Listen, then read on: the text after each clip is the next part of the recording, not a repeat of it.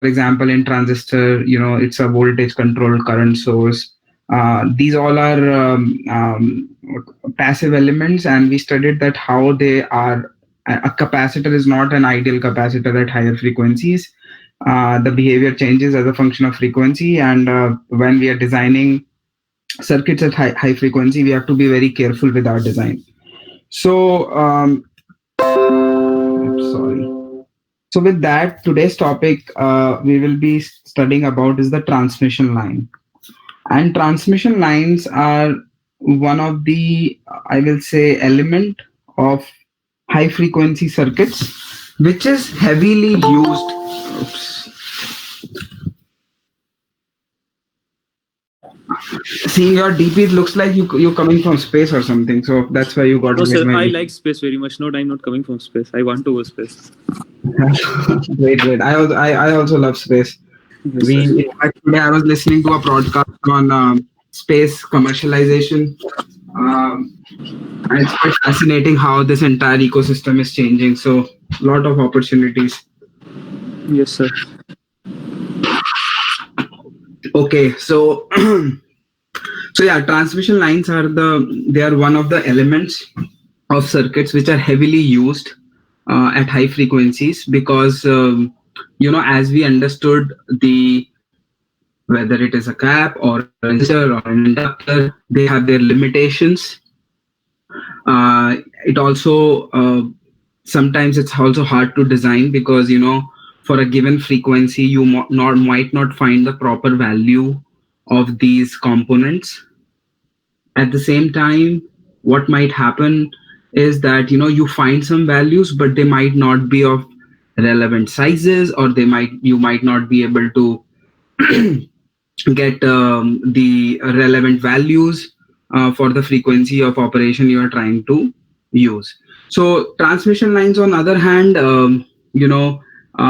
they are distributed in nature, which means that transmission lines, you can think of them like as a combination of a resistor, capacitor, inductor, everything. So we will study what is their equivalent model. And today's lecture will be more theoretical, but then if you see printed circuit boards, right, you will see transmission lines all over. Like for example, in this picture, if you see this copper, right, so this is like a microstrip line, which means that there is a substrate. On top of the substrate you print copper, and then there is the ground.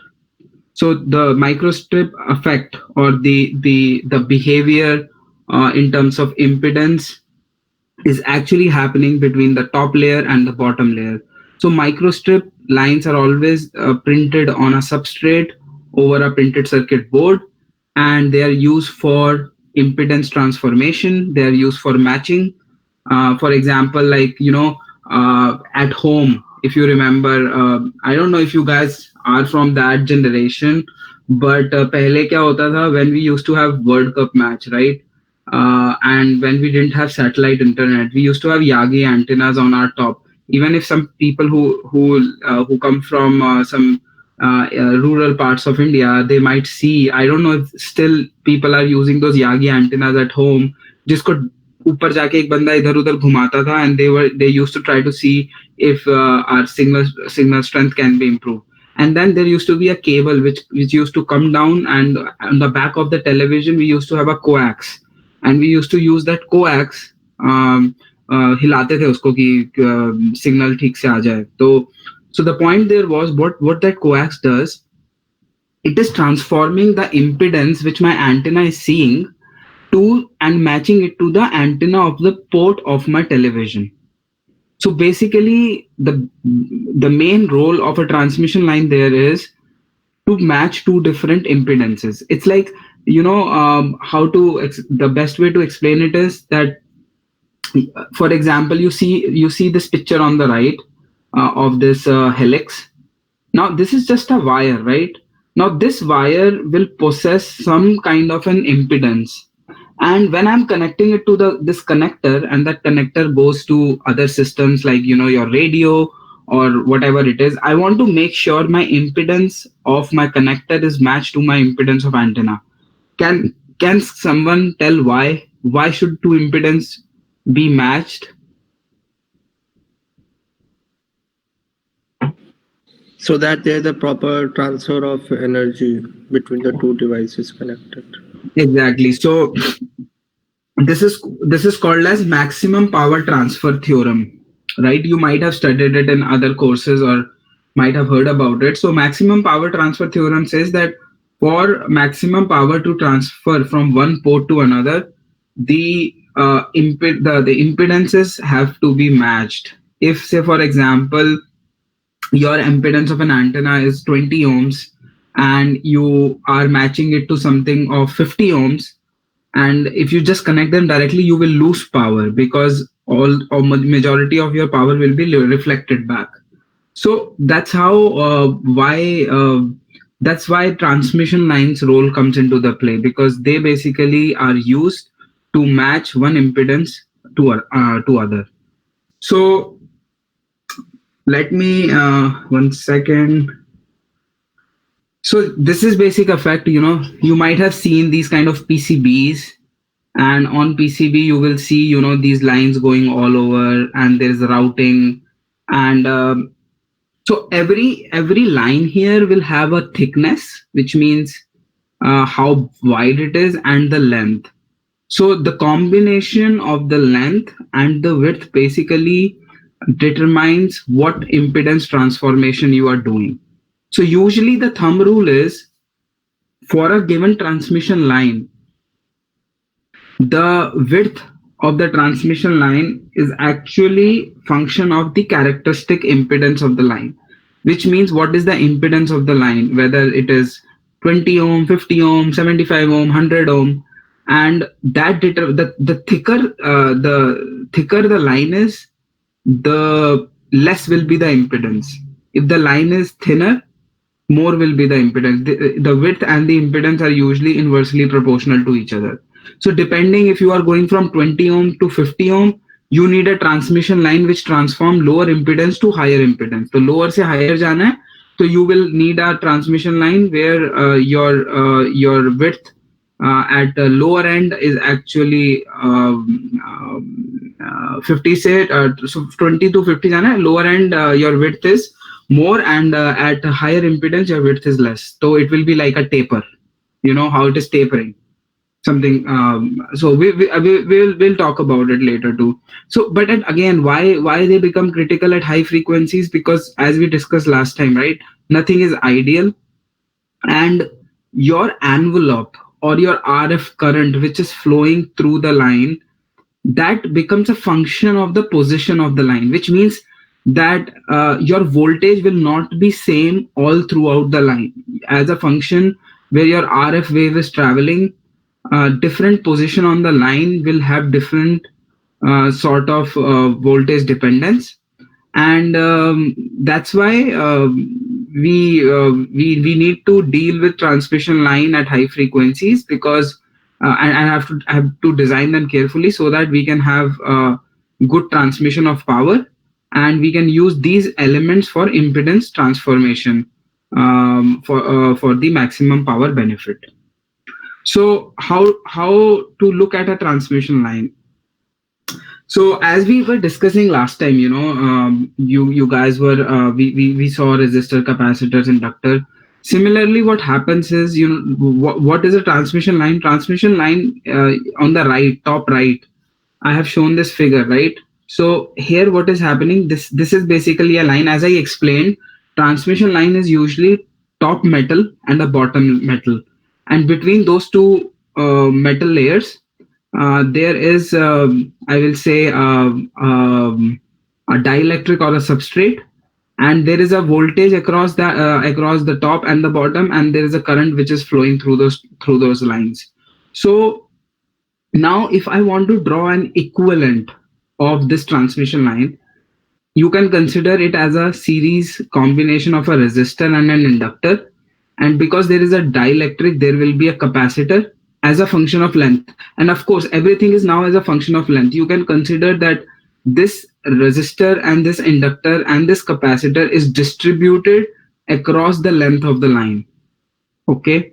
And there is also conductivity, which will be, as we read about in capacitors, nothing is ideal anymore, so there will be also conductivity loss. So four elements are there. One is R, which is your, which basically defines your resistive or conductive loss.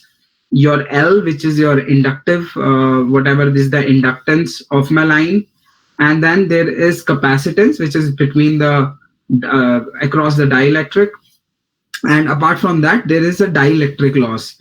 Can someone remind everyone what was the dielectric loss? We did study about it in the capacitor in the last lecture.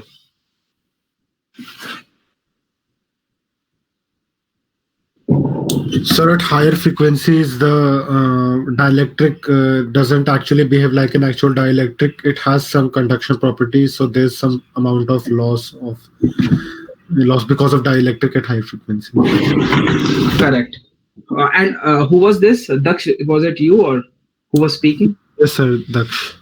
Okay. Because I'm not seeing that screen, right? So I don't know. If somebody's speaking, better you guys take your name. Okay, so now what is happening? Abhi, you guys might have realized, right? Transmission line is nothing but combination of whatever we studied in last lecture, pretty much.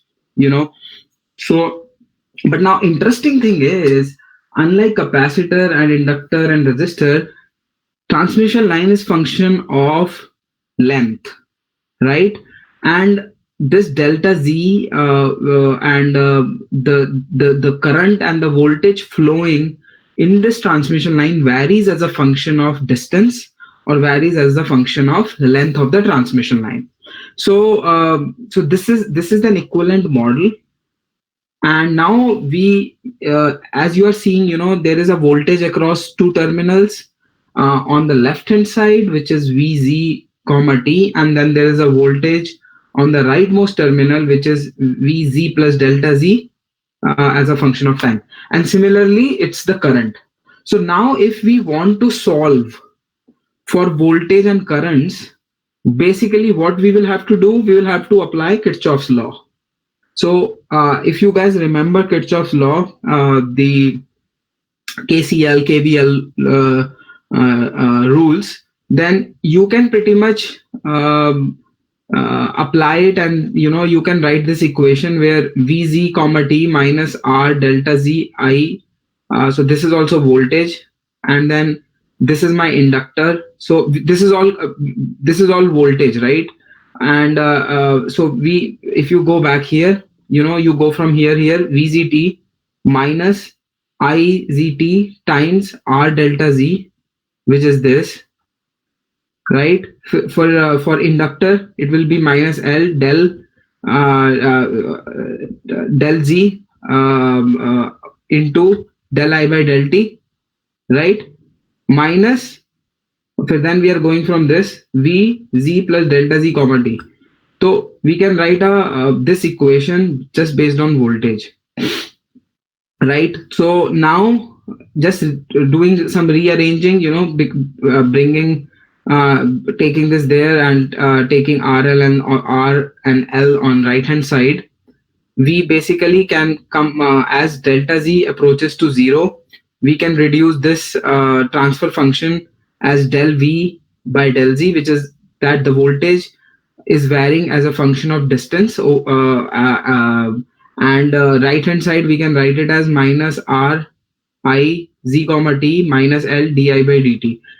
Any question? This is kind of straightforward, but you guys, if you forgot about basics of differential equations, and you might have forgot this, so we can actually talk about it if you guys are not following this. But it's very simple. I'm just applying Kirchhoff's law here. So going in this direction, so you basically going from minus to plus, so v Z comma T, and then here minus I Z comma T R del Z, and then it's an inductor. So how do you calculate the voltage across inductor? Is given by L delta Z del I by del T. and then now you are going from plus to minus, so it will be negative of v z plus delta z comma t. So this equation is very important because this is kind of fundamental equation, and this will help us to derive further more expression. So after that we just rearrange it, and then we can come up with this thing: del v z comma t is equal to minus ir minus l del I by del t. Okay. So now after this, this was based on Kirchhoff's voltage law, and this spelling is wrong. So this was based on Kirchhoff's voltage law. Similarly, I can apply current law. If I apply current law, you see I have I z comma t, and then I can take this loop, and similarly I can go I z comma t minus z del z is of course for my length. So this is current is what, right? Current v is equal to IR. So g is nothing but 1 over r. So g delta z v z plus delta z comma t, and for q is equal to cv. So if you calculate, current is nothing but dq by dt, so it will be c delta z del v by del t minus I z plus delta z t.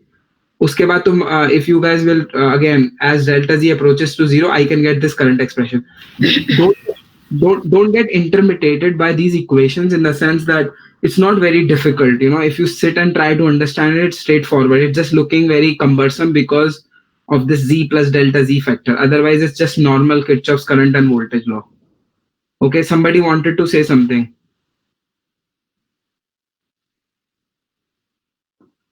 Somebody unmuted. Any question?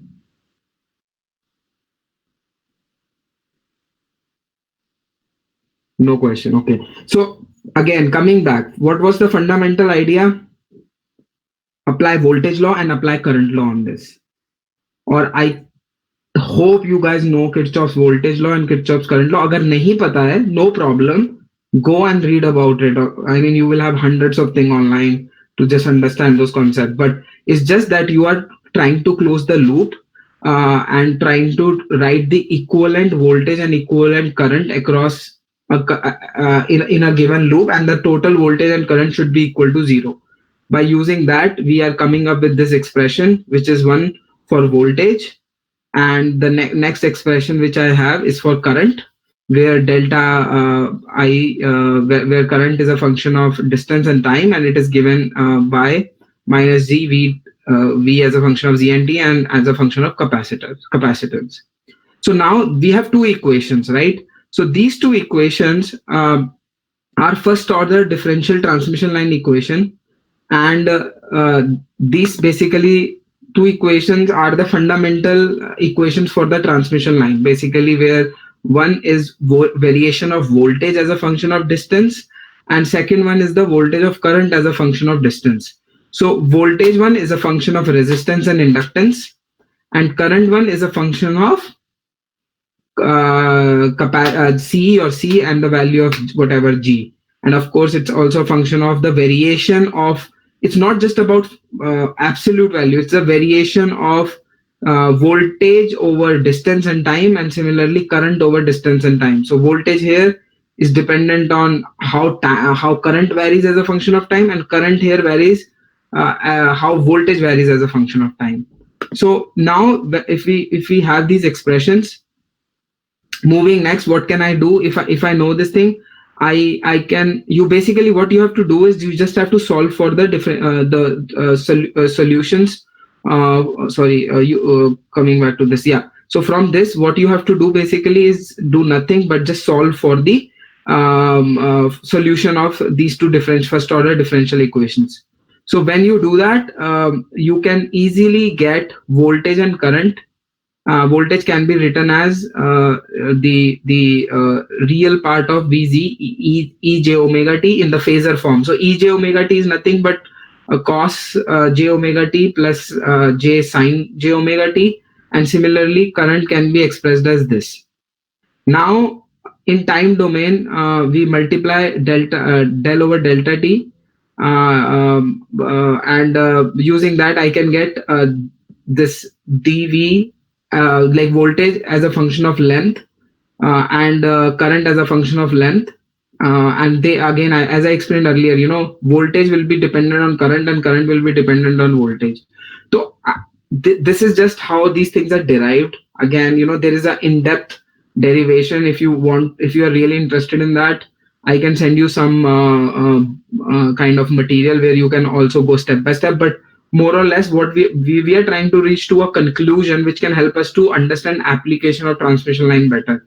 But the idea is simple: apply Kirchhoff's law, current law, voltage law, get differential equation, solve for their solution, and once you have the solution, you basically try to determine the oops. So once you have the solution, what you are doing is you are basically trying to determine the parameters of the transmission line. So what will be the R, what will be the L, what will be the C, what will be the G? We need to figure out all these things. So once we substitute, here, as I explained earlier, we started here. So dVz by dz is minus R plus j omega L as a function of current. So then what I do, I multiply this again, like take the second order effect of it. So del 2 square Vz over dz square is a function of R plus j omega L del Iz over del Z, right? So current as a function of length, I already know what it is from here, and I just substitute in this equation, and I finally get this expression. So this is the final expression where voltage as a function of distance can be given by we are basically trying to get rid of the current component of it and trying to substitute it so that everything becomes function of Vz. Because when everything is a function of Vz, then we can easily solve for the solution of the second order differential equation. So anyways, so we will have these two equations, and after solving that, now I try to follow now, because now I think we will move to like what basic parameters are there in a transmission line. So so this factor, right, R plus j omega L, I define it as Z, and G plus j omega C, that is defined as Y. Okay, so this equation in the sixth slide, this equation becomes what? R plus j omega L is Z, G plus j omega L C is Y. So this becomes nothing but del square Vz over del Z square is equal to Zy Vz, and straightforward substitution. Oh.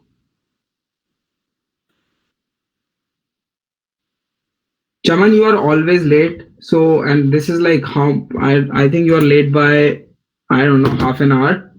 So either be on time, because I told earlier also, I will really appreciate if you guys can be on time. So I request you to kindly be on time from next time.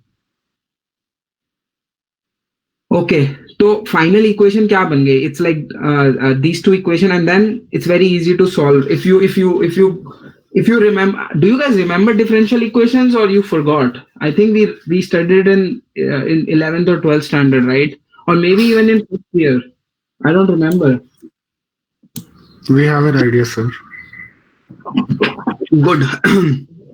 So solution of differential equation for a second order differential equation, the final expressions can be just written using this. I can reach to the solution where voltage is A e to the power minus gamma Z plus B e to the power gamma Z, and current is C e to the power minus gamma Z minus D e to the power gamma Z. So one thing is, signs here are different because voltage and current are always out of phase. Okay, and gamma is nothing but gamma is under root Zy, and Z R plus j omega L times G plus j omega C, and I can write this gamma is a propagation constant, and a propagation constant is nothing can be substituted. It will have an amplitude and will have a phase. For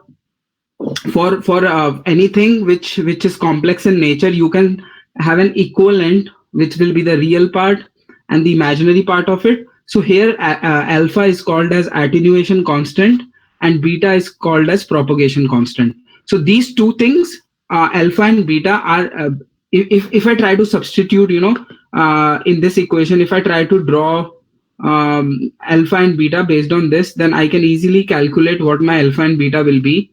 And again, coming let's even before that. So what was my final goal? My final goal was to come up, going back to the slide 2. My final goal is to come up for the voltage and current as a function of distance, right?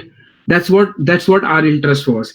And for voltage and current as a function of distance, we understand that the transmission line equivalent model is a function of resistance as a function of length, uh, inductance, which varies as a function of length, capacitance, which varies as a function of length, and the dielectric, because it's not ideal again, so there will be dielectric loss, and that also varies as a function of length. So final objective is to find V and I as a function of distance, which can be evaluated, which can help us to evaluate voltage and current. So these are the two final expressions for that. And we due to the maths involved with this, there is r plus j omega, g plus j omega, and we substitute it, and we get two more parameters, which is attenuation constant and propagation constant. Let me make one thing very clear: I will never ask you to derive any sort of complex things, because these are all given in books. Even if I give you questions, you can just copy paste it. It doesn't help your brains to develop. So I am not expecting to give these type of things in exam or even in assignments where you keep deriving all this, because there is no point of doing this. In the sense, it's good for your understanding, you should read it, but these things won't be something which you will see in exam. That's why I've put them here. So again, going back, to this expression, if I know voltage, del V as a function of Z, that we know was this expression, and we from this we can say my Vz is a e to the power minus gamma. This already we discussed in the last slide, and using this I can, if I take derivative of this, right, I can write it as minus gamma, just differentiate it with respect to Z. So I can write it as dVz by Z is equal to minus gamma a to the power this plus b e to the power this, and this equivalent to this. So if now I know, my objective here is what? So I can calculate my current, right, as a function of gamma, as a function of R and L, and also as a function of propagation constant. So what I'm doing here is nothing but we are just trying to, our goal is to reach to a conclusion where we can basically reach to the characteristic impedance of the transmission line. So when I have V and I, what I have to do for finding, basically to finding Z, I need V over I. So I know what my I is, I know what my V was, and we are just comparing each term to the previous equation, and again IZ ka equivalent, I can equate these two together. So what you have to do is basically you calculate I as a function of gamma, and you also know from this equation where I was function of C and D. So pehla we took V, we differentiated it. When we differentiated it, we were able to find differentiate kiya, we were able to find it as a function of gamma and as a function of A and B. And second expression, we already know it as a function of C and D. Now by doing this and comparing these two, I can get this expression where A over C is equal to B over D is equal to Z naught, which is the characteristic impedance of my line. And this is a very, very important equation. I should put like a star here, because here is where actual story will start. So far we are just building the kind of these things will be easier once I have those. I can write it down and show you the derivation. But this is important. Why? So now let's try to understand this. So characteristic impedance of a transmission line is dependent on all the parameters, whether it was resistance, inductance, capacitance, and the dielectric loss, what we were talking about. it is a function of all four equivalent elements what transmission line is made up of, and of course omega, where omega is 2 pi f, or it's also called as the it's omega is a function of frequency. So what I'm trying to say here is that your z naught, your characteristic impedance, not only depends on the distributed effects in the line, which are function of length, as we were talking about earlier, because this r and c and g are also they also depends on the length, but at the same time it also depends on the omega, and omega is basically again frequency dependent. So z naught will change from line to line, and for a given transmission line, when somebody says you, hey, draw a transmission line at 1 gigahertz, or somebody will say you design it for 10 gigahertz. So for a 1 gigahertz and a 10 gigahertz line, the effect of characteristic impedance will be different. So there will be different sort of z naughts at different frequencies. So for example, at low frequency, right? At low frequency, usually what happens is that my characteristic impedance say is 50 ohms, for example, or 40 ohms of a given line. At higher frequency, I might have to use a different characteristic impedance line for matching two impedances. At a lower frequency, I will need a different characteristic impedance transmission line to match two different impedances. So this is where all story starts. Now, somebody can question me, right? In an ideal situation, right? Say you have an ideal line. So if there is an ideal line, there won't be resistance, for example. There won't be any R. And if that's the case, then I can actually I can say if my transmission line is lossless, which means there is no loss across the line, then my attenuation constant alpha is actually 0.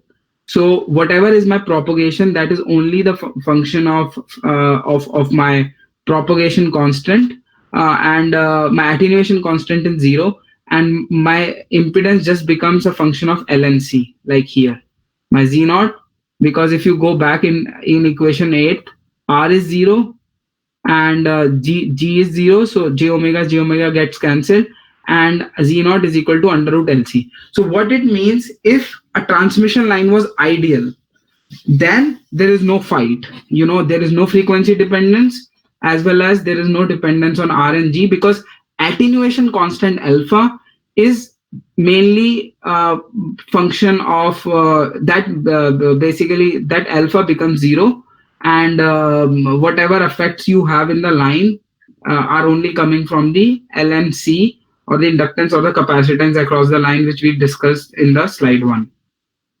So anyways, so now characteristic impedance becomes very simple, and again, in an ideal situation, when we use ideal transmission line for ideal simulation, Z naught is always constant, and we can vary the length. So when we vary the length of a given line, it just moves us from one impedance to another for a fixed character. I will show you these things in simulator, and then you will understand it better. Okay, so well, this is like basic thing which you very basic, like transmission line understanding, that you should remember this, that voltage again varies as a function of distance and also as a function of gamma. And what was my gamma? Gamma was nothing. Gamma was my propagation constant, which is a function of alpha as well as beta, where alpha is attenuation constant and beta is the propagation constant, and my alpha is 0 if my line is lossless, and my Z naught becomes under root LC. So I have put a summary slide with all formulas in one place that might help you to understand better. So now this is okay. So far it's like simple. We are just talking about a line. But what happens is, now, as I was explaining earlier, when you have an antenna at your rooftop and you have a line coming down all the way to your it's coming down to your TV, then there is a load. Your TV is nothing but a load. So you can consider this black thing as the line and this ZL as the load. and you're connecting this line to the television, or television is acting as a load in that case. Okay, so now what happens is, now it's very important that whatever load you are placing, that is matched to your line. If your load is not matched to your line, what you will see is that your again, as somebody mentioned in the call, that you won't have maximum power transfer. So for a lossless transmission line with an impedance, characteristic impedance of Z naught, which is again under root LC, and which is terminated with the load ZL, the voltage and current are we know that, right? We, if say this is 0 and this is L, I can write voltage at Z equal to L is A e to the power minus gamma plus B to e to the power gamma Z, and Z is 0. Here also Z is 0. If I substitute this, V at Z equal to 0 is A plus B. Now current is nothing, is voltage over impedance. So at Z equal to 0, and it will be out of phase, so it is A e to the power minus gamma Z over Z naught minus B e to the power gamma Z, और फिर Z को फिर से put करेंगे तो it's A over Z naught minus B over Z naught, right? So now I have voltage, I have current, so I can find what my ZL is. ZL is divide VZ at 0 over IZ at 0. If you divide these two things, you will find that ZL is nothing but Z naught A plus B over A minus B. Now the point is that this this impedance, this whatever load I am connecting, that has now become function of the characteristic impedance of this line, and as well as whatever is my the A and B are the waves. A wave is the wave which is traveling in this direction. B is the wave which is reflecting back, because if it is not matched, the incident wave won't be transmitting entirely to the load. There will be reflection which will be happening, and the reflected wave will be going back to the to my transmission line. So for that, we define something as a reflection coefficient. What is a reflection coefficient? Reflection coefficient is the measure of how much wave, whatever my incident wave was, how much part of that is reflected back. So that depends on my ZL and Z naught. So for example, in this case, if ZL is equal to Z naught, दोनों बराबर है, तो what will happen? My reflection coefficient will be 0, which means whatever my incident wave is coming, entire thing is getting delivered to the load. But if it is not getting delivered to the load, then what will happen is it will be reflected back. And if it is reflected back, what will it do? It will it will disturb the quality of your signal. So your signal won't be very good, because you want all the power to be delivered to the load. So this is important to understand, because this gamma L will be used everywhere in the coming slides. So now again, don't get scared with this. It's very simple. Let's try to follow it together. And if you are not understanding it, stop me right away. So now I am considering in all these things, I will consider from here alpha equal to 0, which means that the line is lossless, and let me write it here in lossless condition, and its only function, because it was initially what it was, e to the power j gamma, and gamma was alpha plus j beta, and alpha is 0. So my voltage is a1 e to the power j beta d plus b1 e to the power minus j beta d. So a is the wave which is traveling towards the load, b is the reflected wave, whatever, because agar zl and z naught are not matched na, so there will always be reflections, and in practical cases there will be reflection. You will never get a perfect match. That's that doesn't happen in the real world. So just give me a second. I need to drink some water.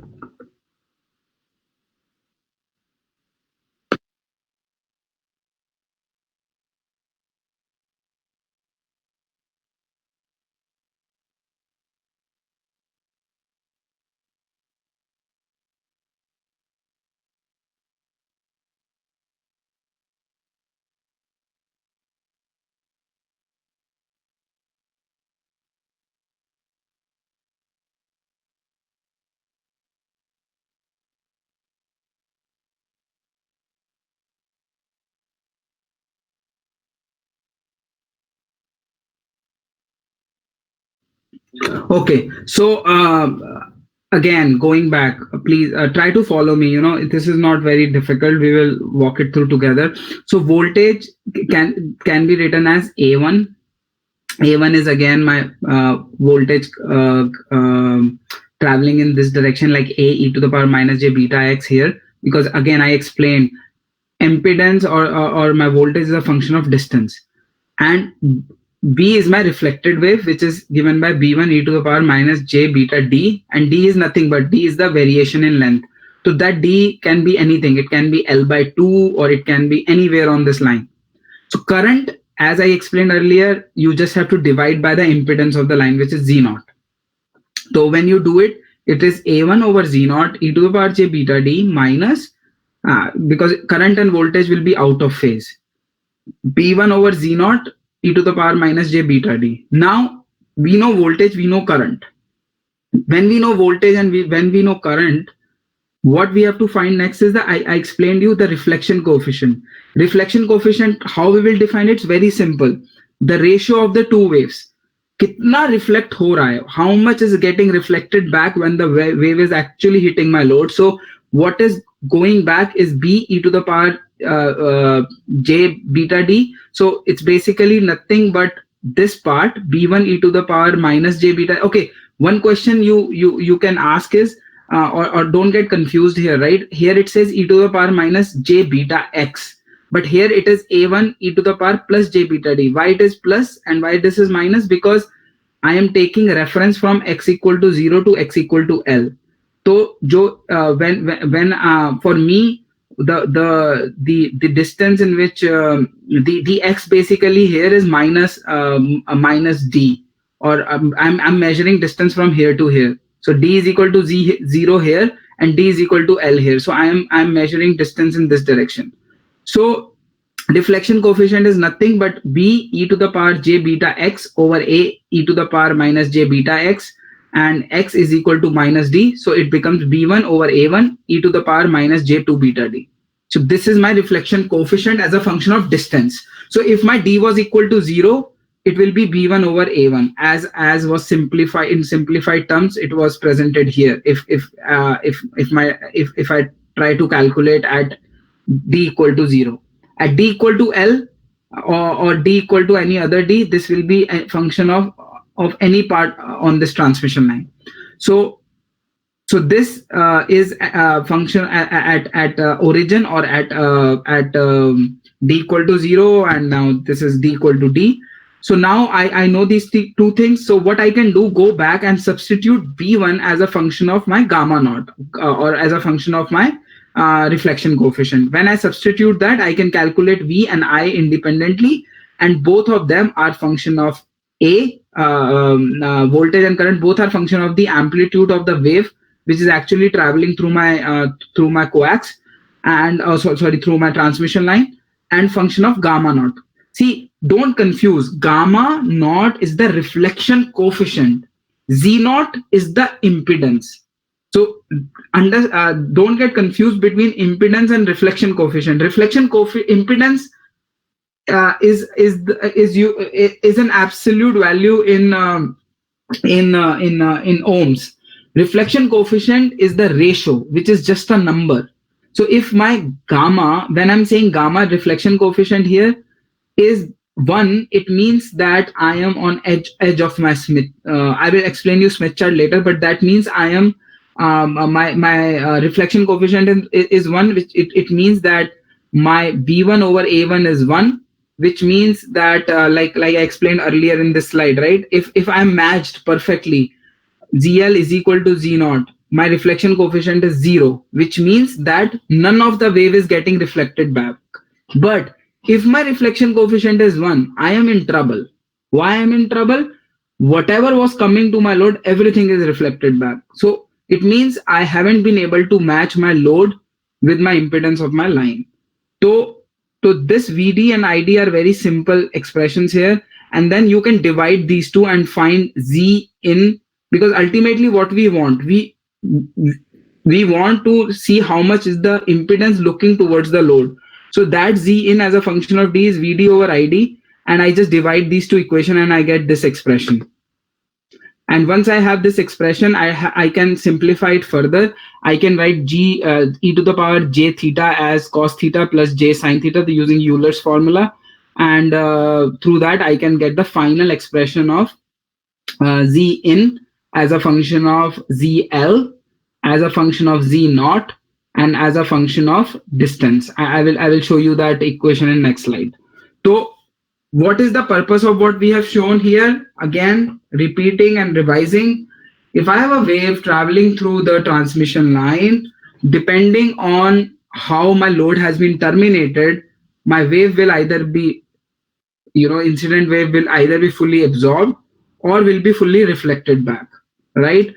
Now, for that particular case, we have to define two things. One, what is my reflection at this point, right here? Second, what is the impedance looking from here? So my reflection is nothing but the ratio of reflected wave to the incident wave. So we defined it here. And then we can calculate what will be the voltage and current across distance. So I will know what is my impedance as a function of voltage and current, which is given by this. So final expression is this. So Z and D, what I'm doing here is I'm just substituting gamma naught, because gamma naught is nothing but ZL minus Z naught over ZL plus Z naught. You substitute this in this expression, and you can actually get Z in as a function of D. And then you expand it, e to the power j theta is equal to cos theta plus j sin theta, and using that you can get zl cos beta d plus j z naught sin beta d over z naught. So this is your final expression. Z in is given by is a function of zl, and it's a function of tan beta d, and d is the distance and is given by 2 pi over lambda. Now follow me. What will happen? Say for example, I didn't have any load. You're basically taking a wire and connecting the transmission line two ends together. So what will happen in that case? ZL becomes 0. If ZL becomes 0, then what will be my Z in? Z in is just J Z naught tan beta D, right? Because ZL will be 0, ZL will be 0, and Z naught gets cancelled. So it will be J Z naught tan beta D. Now, if I say if I say your distance is say lambda by 4, for example, or lambda by 2, then you can just substitute beta as D as lambda by 2. So lambda by 2 will become pi, just pi, and you can calculate whatever the value will be. Now, if I can also open the transmission line, which means that I am not connecting the two ports anywhere, I'm just leaving it open. If I leave it open, it means my ZL is nothing but infinite. So if you can take ZL common, and when you substitute infinite, you can find that your Z in is nothing but J Z naught cot beta D. So this is just two special cases of this. But the most use case and most important case is when your D distance in this is lambda by 4. Because when it is lambda by 4, what will happen? Beta D will become 2 pi over lambda into lambda by 4, which will become pi by 2. So this expression becomes tan pi by 2, and this also becomes tan pi by 2. So now if you try to evaluate this, it will be Z in is equal to Z naught square over ZL. So that is called lambda by 4 transformer, which means that if you have a transmission line and you need to know the Z in here, that is given by Z naught square over ZL. So if you have say an impedance say 100 ohms, if your ZL is 100 ohms, then you want to convert that 100 ohms to 25 ohms, right? So ZL is 100 and this is 25. So what should be the Z naught of the line to convert 25 ohm to 100 ohms? You can just multiply this and you will know Z naught square is equal to 100 times 25. So Z naught is equal to under root 2500, right? So basically 50 ohm line. So lambda by transformer line transformer is very powerful. कुछ भी नहीं करना है, दो impedance है, you just connect a lambda by 4 transformer line, it will match two impedances. So it's a very important I will say tool which is used everywhere. Like lambda by 4 transformer is used everywhere. Now somebody can ask me this question, right? Say you have a lambda by 4 transformer, and your ZL here is actually, I will let me say it this way, that let me think how to explain this.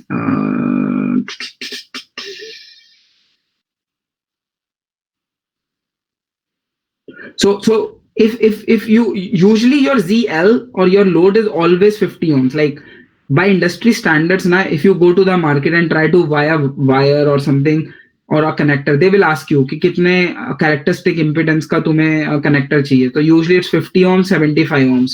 So ZL is either 50 or 75. Now the problem comes in, you have to design a transformer which matches to 10 ohms, for example.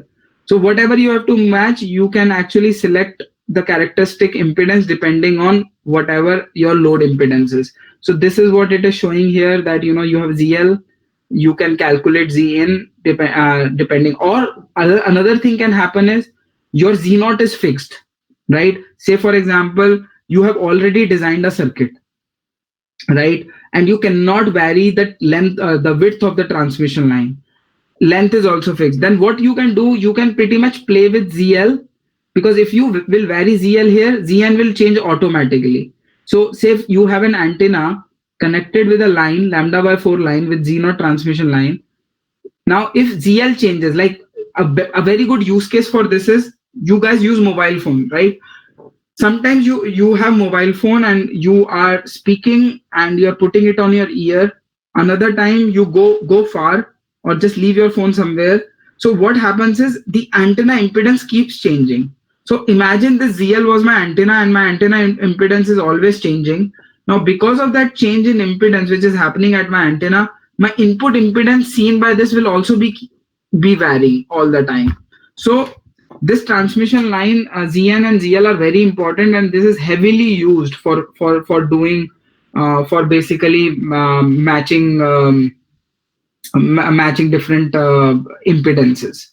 So with that, I will first stop here, and I will ask, do you guys have any questions so far?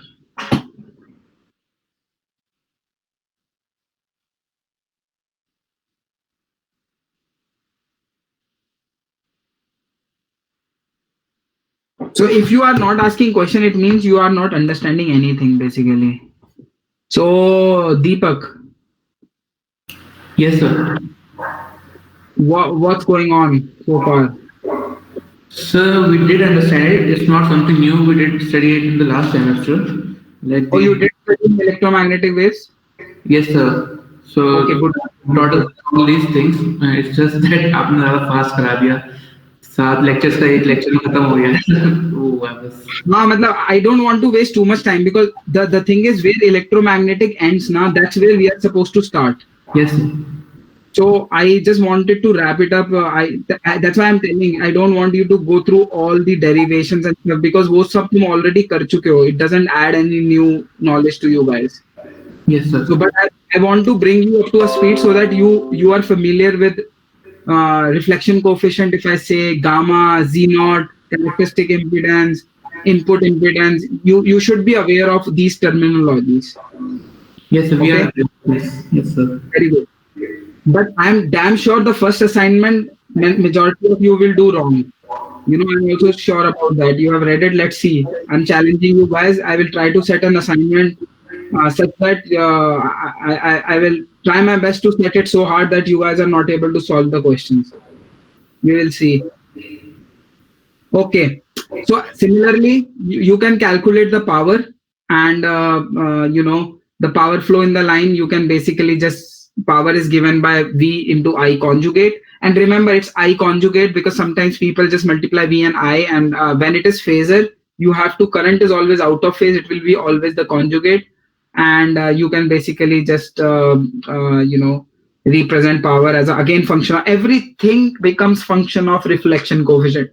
Reflection coefficient is, even it in the course, and when I'm designing my power amplifiers, reflection coefficient is a headache, man. Like, it's just makes design of a circuit so hard, because in an ideal world everything is matched, but once you introduce non-idealities, it just becomes impossible. So anyways, so for example, how about this? Can someone, because you guys are experts already, oops, I did a mistake here, I need to put a, so I'm leaving this question, you guys can solve it. It's basically dependent on just this simple formula that you have a lambda by 4 line, and depending on that you have to calculate what will be your z in, what will be your voltage, v0, v lambda by 8, p power voltage at 0 and length at lambda by 8, and also what will be your impedance. So for this you will need to refer to these expressions. You can solve it later. Again, I will leave it an open-ended problem. It should be straightforward. If you are not able to solve it, because I will have a full assignment on transmission lines, so I will try to include some of these questions there directly. So far everything was lossless, as I explained. The gamma at alpha, which was my attenuation constant, was 0. But in an ideal world, transmission lines are also lossy. So we repeat the same thing, and you can basically reach to an expression where you have because we don't have alpha now. You have alpha plus j beta, then it becomes hyperbolic function here. And similarly from here, if alpha is equal to 0, then you reach to the same expression as we saw earlier. And I mean, there is nothing special in this. This is just like, I'm just mentioning that there can be a case where transmission line can also be lossy. So to summarize what we read, because this slide is the most important slide. Whatever I have shown, you guys have already studied it in previous electromagnetic course. But what we have to remember, there is a source, there is some source impedance, then you have a line. That line varies has a given length. Impedance will vary as a function of that length, and that is connected to a load, ZL. So first, most important thing is to remember that your reflection coefficient will be the ratio of reflected over incident wave. Second, your voltage, your whether you write it at L or you write it Z. Your voltage, you can define it as a function of the length and the gamma, or the propagation constant. If it is lossless, your alpha is 0, beta is given by omega delta c, and your z naught becomes just a function of L and C. Gamma naught, which is your reflection coefficient, is defined by ZL minus Z naught over ZL plus Z naught. And once you know voltage, you know current, you know Z in, and depending on the given length of Z in, given the length of where you are trying to calculate impedance, your Z in vary as a function of length. That's it. I mean, these are some basic formulas which you have to keep in mind, and everything from what we will be studying from now on or in next lecture will be based on these terminologies, reflection coefficient, input impedance, beta, or alpha. We just have to keep it in back of our mind. And similarly, if you try to now calculate power, just making it slightly more complex, because what we read so far was all from output side. We just read about whatever is happening at ZL, you're connecting line to the load, but then there is also source side, right? Because source side also, what if this source is not matched to this ZS? If they are not matched, maximum power won't go from my average available power to won't be delivered to my source. So if you try to understand this, again, following the simple mathematics here, my total voltage V in is again incident plus reflected. I can write my reflected wave as a function of my impedance, my reflection coefficient gamma in, and voltage V in is the voltage across this, right? So if it is across this, I can write it as Vs over Zs plus voltage is here. So voltage here is what?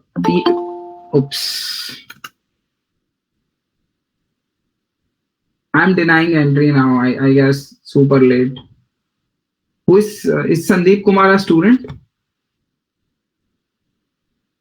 Yes, sir. He is a student. Yes, sir. I don't want to deny entry to some professor. If somebody is trying to join and I deny it, I will be in trouble. Okay. So yeah, coming back here, so my what was I saying? Yeah. So this again, V in you can calculate pretty much. V over total impedance will be Z in over ZS, and you're trying to calculate V in across this, so it will be VS Z in over Z in plus ZS. Now what is power? Again, half V into I conjugate. V in I in just use these two, so you can calculate what will be the total input power. Once you know the total input power, this all, again I'm repeating all this. Why I'm repeating this again and again? So that I want these things to feed it in your mind. Like when I say input impedance, reflection coefficient, input reflection coefficient, reflection can be at source, reflection can be at the starting of the transmission line. So there can be gamma S, gamma in, gamma L, anything can be there depending on where I am from, L equal to 0 to length starting from 0 to this point. And yeah, so I know Z in, and then I basically here what I have to do, I just have to substitute gamma in, and again and substitute V in. So I'm just calculating that in the steps. It's V in over this, and I substitute this V in from here. Actually, I will try to color it up so that you guys don't have to bang your head in trying to understand what to substitute where. So this is Vn and this is Vin. Just if you sit and go through it, you guys should be able to catch up with this. So Vn, I just substituted this Vn here. So final expression for Pn is this, which means my input power is basically also depends on my characteristic impedance. It depends on what my source amplitude is. It depends how much reflection will be there between this source and the ZS. If these two are not matched, again you will lose power. And if again my gamma in or my reflection coefficient here is not matched, I will lose power. So everything at input as well as at output is the function of reflection coefficient. Similarly, at the load, it's a function of gamma L, which is my basically the reflection coefficient at the load, and gamma S, which is the reflection coefficient at my source. So load power is also dependent on reflection coefficient of load as well as source, and input power is also dependent on my input reflection coefficient as well as my source reflection coefficient. So these are something you just keep in mind because we might be using these later. And so now two important thing you will always see, when you try to, I don't know how, if ever have you seen VNA, or it's called vector network analyzer. We will talk about it later, but these are two terms you will always see in circuits. I designed a transmission line, I designed a coupler, I designed a circulator. They will say two things: one, return loss; second, insertion loss. So what is the return loss? Return loss is nothing but the ratio between incident power and the reflected power. So it is PR over PI, and your insertion loss is the ratio between your transmitted power to your incident power, which means that the power which is going into the load to what was incident. So your technically your incident power is P transmission plus P reflection. So the reflected power over incident power is always return loss, and transmitted, how much actually got delivered to the load over incident, is the insertion loss. So these are two simple terminologies which you should always remember. And usually return loss and insertion loss, they are both determined in dB scale. How much time is left in the class?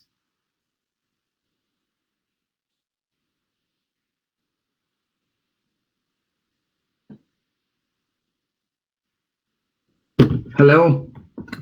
So it's a lab class, so I mean. No, I don't. I think the timetable got changed. Today you don't have the lab class. So I think we have it.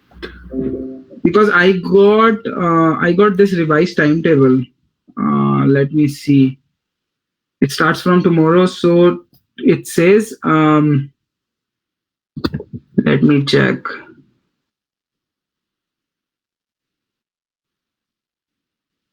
Today is your Wednesday, right? Yes, sir. So you see, it's actually ending at 10 a.m. Oh, this is the lab. Okay. Fine. Okay, good. Because why I was asking, because my software is still not ready, and what I wanted to do this lecture, in the next class I want to show you entire thing on a simulator. But the problem is I was trying to set up, and my the software is still not ready with me, so it might take some more time. But before moving further now, I will like to sit and spend some time, draw some transmission lines with you, show you all these, losses, how we actually calculate different width and lengths, how it looks like in layout. I want to go over all that before moving further in the in the theoretical part. Because if it becomes too theoretical, you guys will lose interest, and you won't even understand what is the application side of it. So hopefully on Thursday, I am expecting that I will be able to get access to the software. We will see. So yeah, so just remember return loss, insertion loss, we talked about it. And another important concept which you might have heard, or you might have listened, is VSWR, right? So VSWR is again, it's a function of reflection coefficient. Reflection coefficient is a function of impedance. So if you have a ZL, you have a Z naught, you know what is your reflection coefficient. If you have two impedances, you can calculate reflection coefficient. And if you can calculate reflection coefficient, you can calculate the VSWR, or voltage standing wave ratio, which basically is the ratio of the maximum over minimum voltage, and is given by 1 plus gamma, magnitude of reflection coefficient, over 1 minus magnitude of, if the reflection coefficient is 0, then VSWR is 1, which means that if there is no reflection, it means that's the best possible case. And this is also something you might have read in previous lectures. But VSWR is often this terminology which is used by many people. People will say, hey, we have an impedance and there is a VSWR of 1:2. So what does that mean? So it means that, say my impedance, I had 50 ohms, and I have a VSWR of 1:2. It means my new impedance is 100 ohms. So VSWR is usually the ratio, and that ratio can be of the two impedances as well. And when people usually say I am at a VSWR of 2, it means you are doubling the impedance, or 3, then you are making it thrice. So so that's basic VSWR definition, which you should remember. And again, as I explained earlier, it's just the standing waves which have periodic maxima and minima, and the spacing between the maximum is minimum is usually lambda by 4, and the spacing between two maximas and two minimas is usually lambda by 2. So this is something, again, a terminology thing which you should remember. And I guess for today, I would just like to end here. And I want to again go back and ask you guys to kind of go through some of the derivation stuff. If you have material from previous course, you can refer to that, or just try to go over these derivations. And if you don't understand anything, we can discuss it next time. And next time, what I would like to do is just talk about all these things in a simulator, where you can see if how can we design, for example, lambda by 4 transformer. What happens when we change load, how a transmission line looks in a layout, how you decide whether your transmission line length and width, what should be their sizes. So wo all part we will discuss it next time once I have access to software. Okay. So I guess for today's lab, I don't have the software yet. And I guess also for you guys, as we talked about last time, we still have to work and figure out a timeline. And I asked you guys to think about it. When can we have a workshop? So did you guys think about it? You said you will get back to me, but did you have chance to talk to anyone regarding that? Because depending on your feedback, I will send an email to the dean and I will try to seek his permission.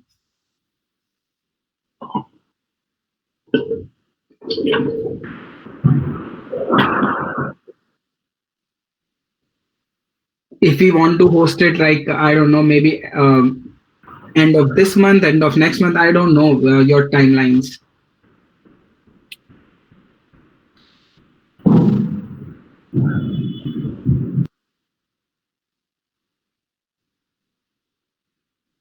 I am thinking we can even do it right after your midterms.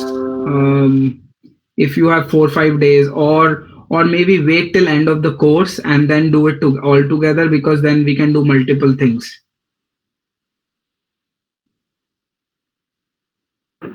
Sir, as officially this SIMS registration we have not done. We do not have the academic calendar or anything right now. So once we get that, we will see, and if there is time after midsem, we can have. Our classes already started for other courses? Yeah, they have. Okay, fine. Okay, so what I will do, basically, then let's wait for some more time, and then I need to get that up and running, because otherwise you guys will keep losing interest, because I was in your place and I used to be super bored when this professor used to teach EM waves and all these subjects, because it becomes too theoretical. So I want to make sure I'm not doing the same mistake and boring you. So it's important that I try to get access to software soon. Hopefully I can get it by Thursday, because if not, then we might have to wait until next week. I will send you an email. If we are not having, if I don't have access to it, then we can just keep reading more of theory. But I will like to start that right away. Otherwise, we will lose all the things we are studying. We won't be able to relate it. So, any other questions? Sir, can you tell VSWR like how it is related to impedance? Okay, so that's so you understand how reflection coefficient is related to impedance. Yes, sir. I So, understand. correct. So similarly, I can write VSWR as a function of impedance, because technically reflection coefficient is also the function of impedance. So VSWR, when people say VSWR, usually they are trying to measure what is the your ratio of the maximum to the minimum voltage standing wave. But in practical terms, what happens is VSWR can be measured also between two different impedances. What I'm trying to say is that एक तो हो गया VSWR absolute number. Somebody is saying, hey, VSWR is 1. So you will understand quickly, oh, it means there was no reflection, because reflection coefficient was 0 if VSWR has to be 1. That's one angle of seeing it. But another angle of seeing it is, if somebody says that VSWR is 2, or I'm giving you two impedances, say 100 ohms and 50 ohms, and I ask you, can you calculate what will be the VSWR between these two impedances? So what will you do?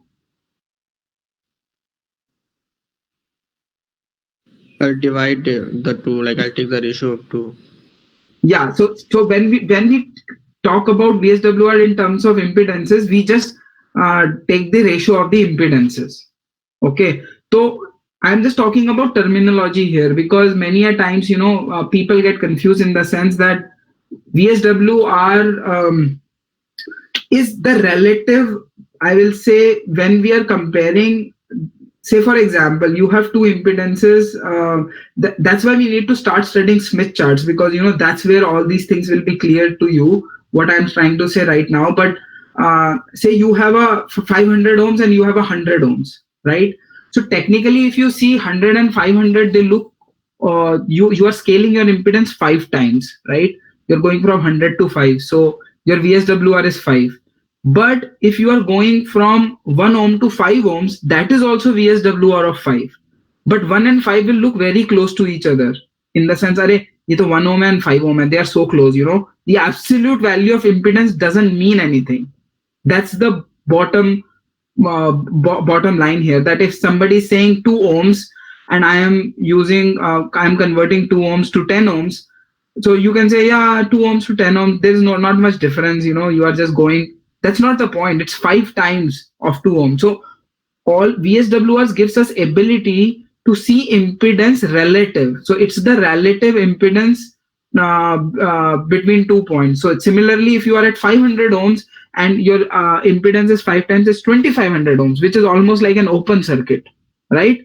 So point here is, when we talk about VSWR among impedances, or when we have to compare two impedances, we should always think it in terms of ratio of two impedances, or VSWR between those impedances, rather than absolute value of those impedances.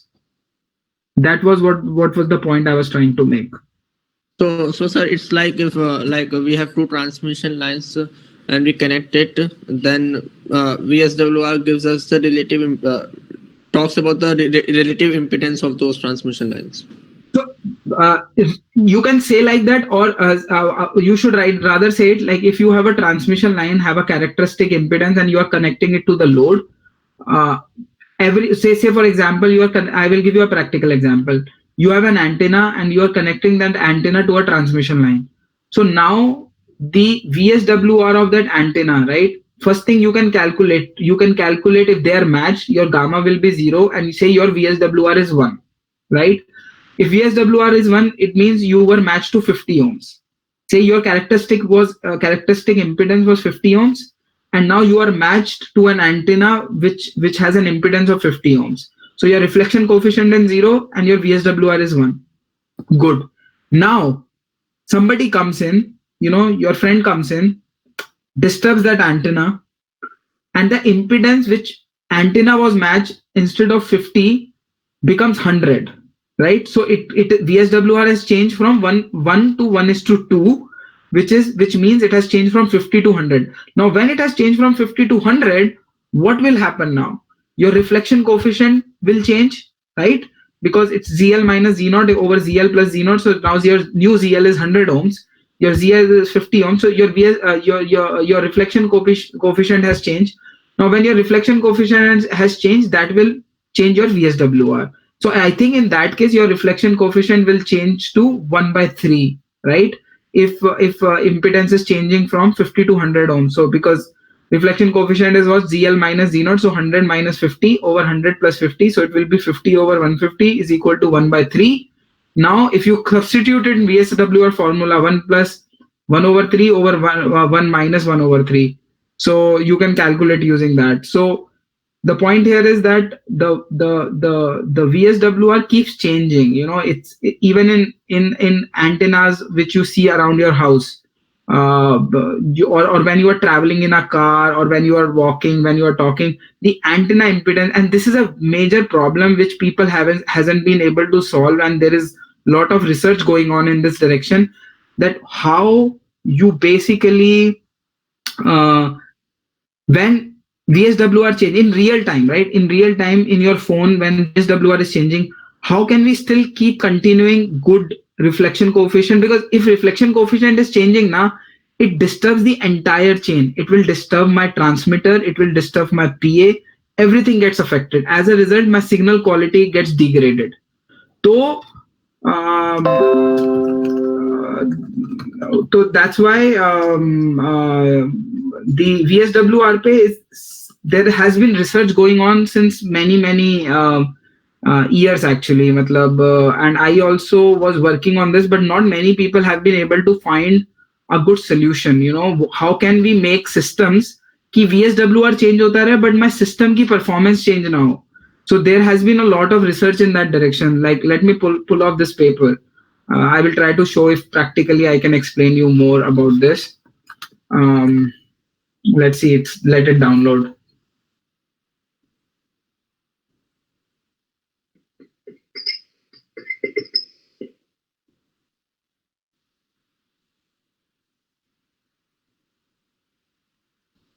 Okay, see. So this is my work which I did at Princeton. So you see, are you guys seeing my screen? Yes, sir. Okay. So see this figure. What is happening here, right? You see this thing. So what it is showing that when you have a phone, for example, connected like this, and you're listening, or you have a phone in hand, then VSWR events are changing with respect to orientation of the equipment.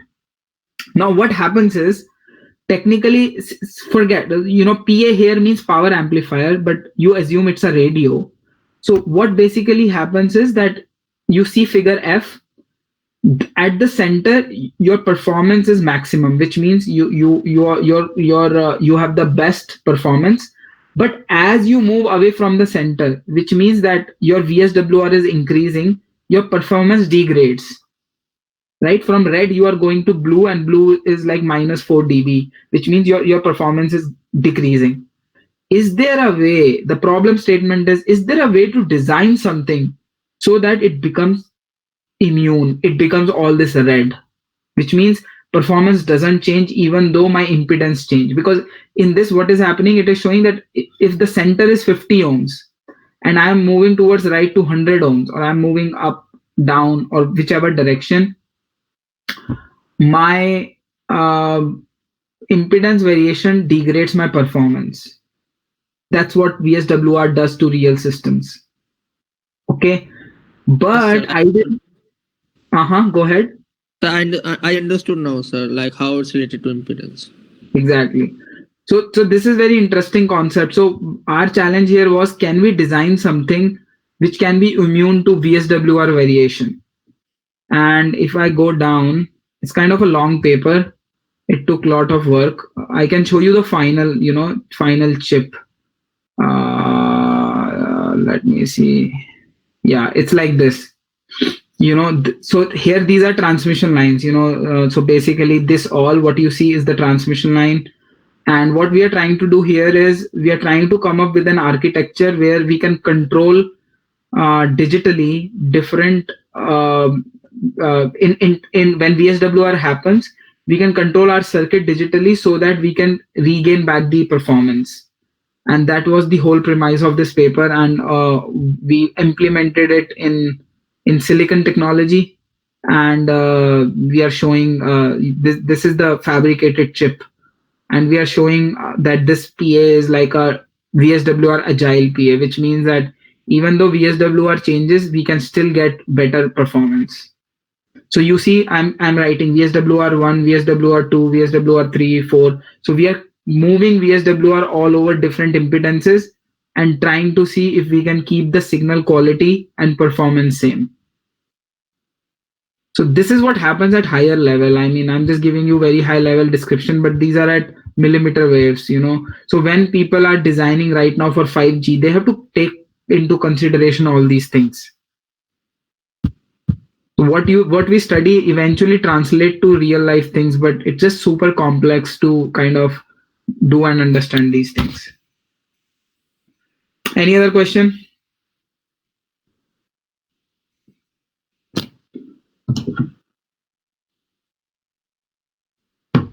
No question. So we are all. I think we spent 1.5 hours today.